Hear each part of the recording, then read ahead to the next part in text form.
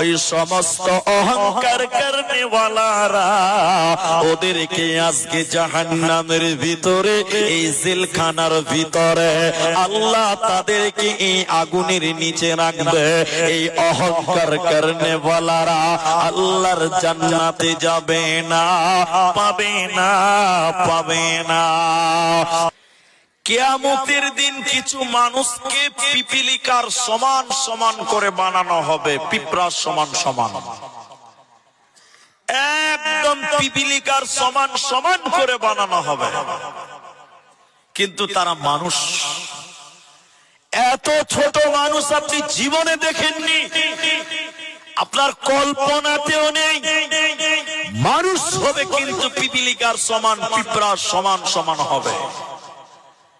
ওই মানুষগুলো কি কিয়ামতের দিন অপমান, লাঞ্ছনা, বঞ্চনা তাদেরকে ঘিরে রাখবেন, বেষ্টন করবেন।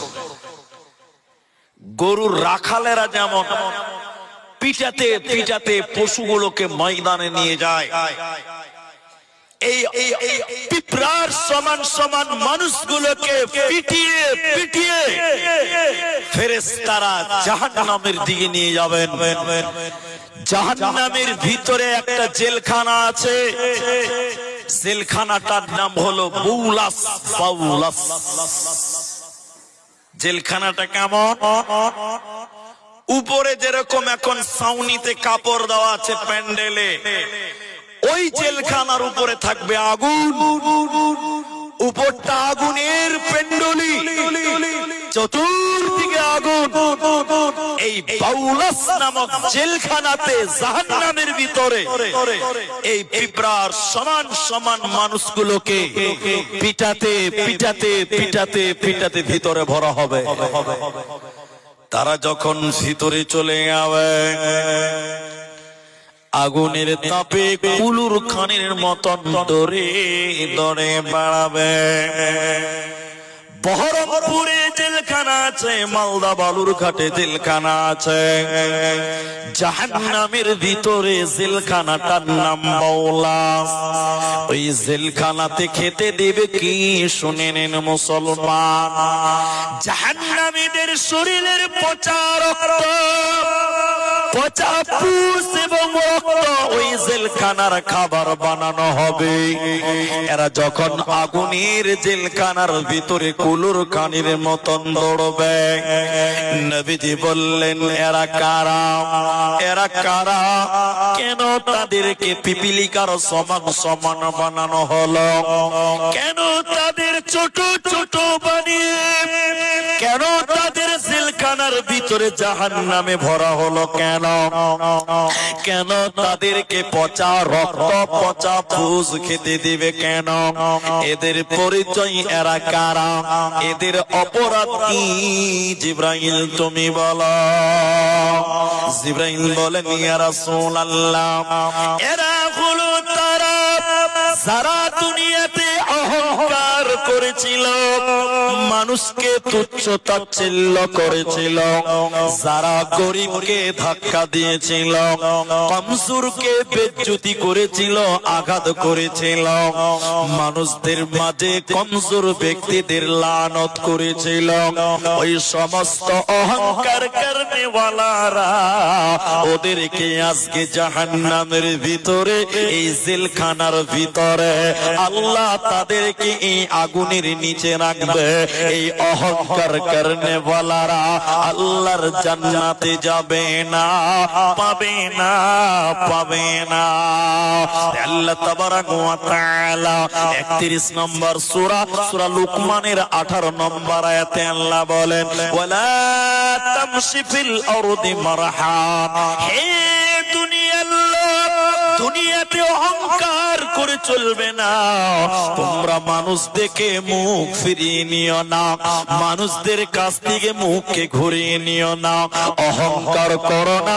ওয়ালা তামশি ফিল আরদি মারহা, আর জমিনে মাটির উপরে অহংকার করে তোমরা পা ফেলো না। এই মাটির উপরে যদি তুমি অহংকার করো, মরার পর আল্লাহ তোমাকে জাহান্নাম দিবে। এই দুনিয়াতেও তোমাকে ধ্বংস করবে, মরার পর আল্লাহ জাহান্নাম দিবে। এই জন্য মুসলমান, আল্লাহর জমিনে অহংকার করা যাবে না, যাবে না। দুনিয়াতে নরম হয়ে যা। একজন সাহাবী এরকম কাঁধের উপরে হাত দিয়েছে, মানে নিজের শরীরের ভারসাম্য বজায় রাখার জন্য দুইজনের কাঁধে এরকম হাত রেখে বলছে, কুন ফিদ দুনিয়া কাআন্নাকা গরীব আও আবিরুস সাবিল। অল্প কিছু মানুষ আছেন, সোজা বাংলায় বলি, মাটিতে জমিনে এমন করে চলো তুমি একটা ফকির। জি, ফকিরের কোনো দাম্ভিকতা নাই, পথের মানুষের কোনো অহংকার নেই। দুনিয়াতে তুমি ওইভাবেই চলো, সম্বলহীন, বাসস্থানহীন, তুমি রাস্তার লোক, ফকির, মুসাফির, ওইভাবে অহংকার মুক্ত হয়ে চলো। কেন কেন কেন কেন? এই মাটির উপরে তুমি কিসের অহংকার করছো? এই যে দেহটা, এটা মাটির তৈরি হয়েছে। বলেন, দেহটা কিসের তৈরি হয়েছে? বলেন বলেন। মাটির। হানাফি ভাইরা যখন মাটি দিতে যায় তখন কি বলে জানেন? হানাফি ভাইরা যখন মাটি দেয়, দাফন করে মাইয়াতকে, কি বলে? মিনহা খালাকনাকুম ওয়া ফিহা নুঈদুকুম ওয়া মিনহা নুখরিজুকুম তারাতান উখরা। এটা আমরা বলি না, হানাফিরা বলে। এর মানে কি? ঠাট বাংলায় যদি বলি, হে মানুষ, এই মাটি থেকে তোমাকে তৈরি করা হয়েছে, এই মাটিতে তোমাকে রাখা হলো, এই মাটিতেই তুমি মিশে যাবে। কিসের অহংকার? তোমার বাপ মরে গেছে, 3 মাস হয়েছে, কোন কেস, কোন ঝামেলা হয়েছে, প্রশাসনের লোক এসে বলছে কবর আমরা খুঁড়ে লাশ বের করব। লাশ বের করতে গিয়ে দেখতে পেল তোমার বাপের দেহগুলো পচে পচে পচে পচে মাটির সঙ্গে মিশে যাচ্ছে। হে মানুষ, তুমি কিসের অহংকার করো? তোমার এই দুই মাটির দেহটা মাটিতে মিশে যাবে, মাটিতে খাবে। অতএব আল্লাহর জমিনে, আসমানের নিচে, জমিনের উপরে তুমি কখনো অহংকার করবে না। একবার বলেন, অহংকার করা যাবে না। আপনাকে কয়েকটা কথা বলবো, রাগ করবেন না। কিসের অহংকার আপনার, একটু আপনি বলেন। হাদিসের ভিতরে রাসূল বললেন,